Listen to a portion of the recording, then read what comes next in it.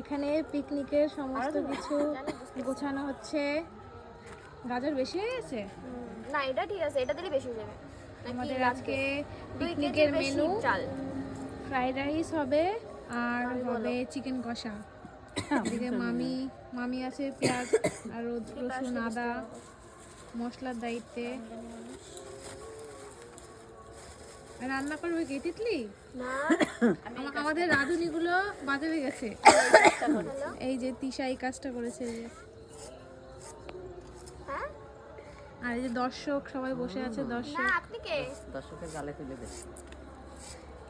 দর্শকরা বসে আছে। আমাদের পিকনিকের আরো কয়েকজন সদস্য আছে যারা এখনো এসে পৌঁছায়নি, এখন বাজারে গেছে বাজার করতে।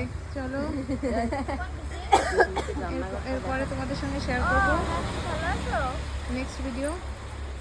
হ্যাঁ রান্নাঘরটার জায়গা দেখানো